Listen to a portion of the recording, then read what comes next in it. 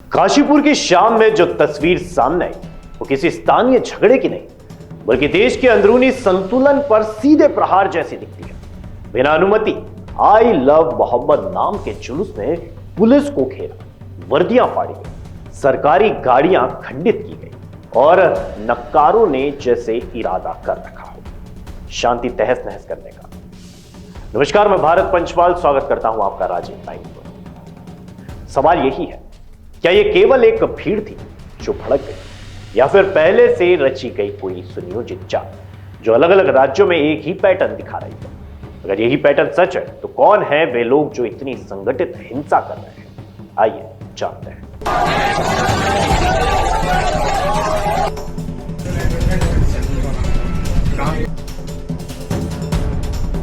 उत्तराखंड के काशीपुर से शुरू हुआ आई लव मोहम्मद जुलूस का खूनी खेल अब सवाल खड़े कर रहा है।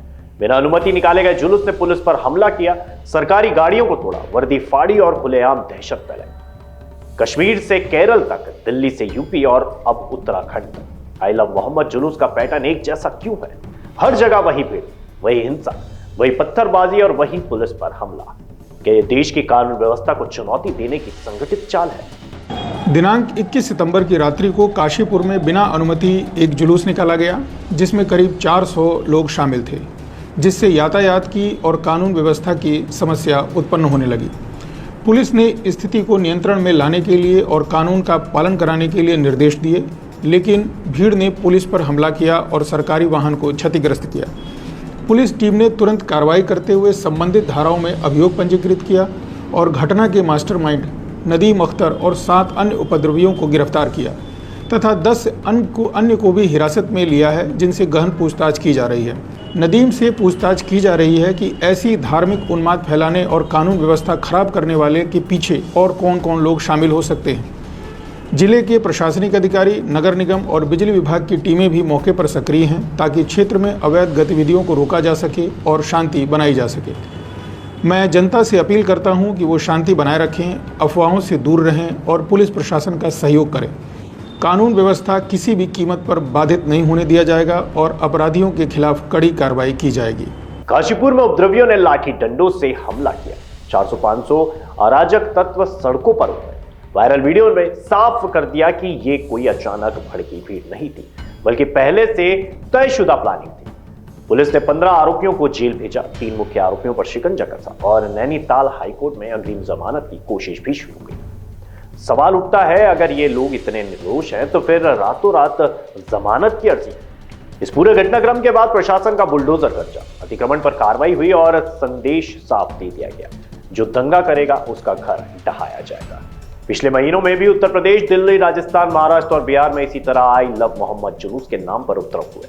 कहीं पुलिस पर हमला, कहीं मंदिरों पर पथराव, तो कहीं बाजार जलाने की कोशिश। पैटर्न साफ है, नारा एक, तरीका एक और टारगेट हमेशा कानून और प्रशासन की व्यवस्था।